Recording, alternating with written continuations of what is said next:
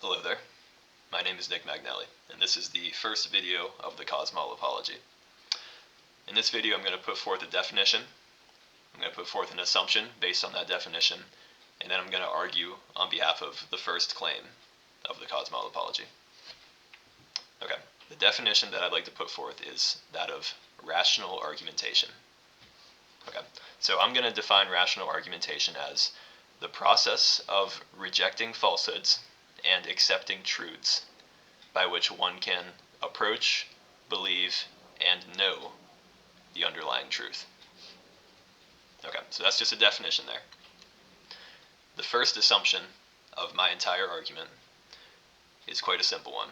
The assumption is that there exists such a thing as rational argumentation.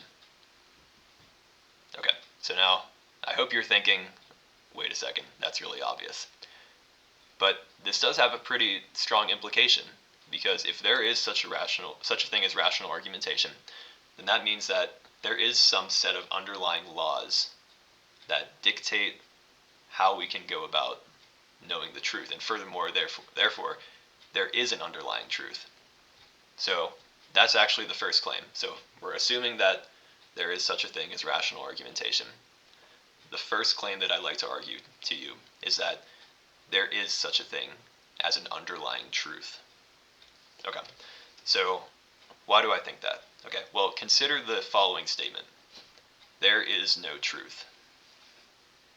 Okay, now let's analyze this statement. If that statement is true, then there is a truth, because it's that statement. If that statement is false, that means it's not true that there is no truth, in which case it follows that there is a truth.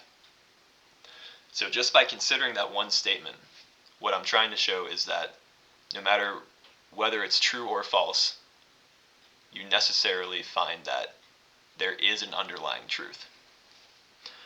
Now, the reason I needed to assume rational argumentation exists is because I am asserting something like the law of the excluded middle, where you say that a statement can only be true or false, or well, really specifically, either true or not true, and then false can be defined as that which is not true.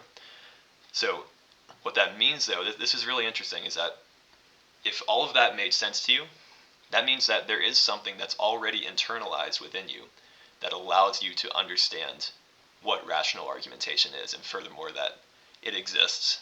And then, based on that assumption, you can find that there is at least something that is true, just an objective truth.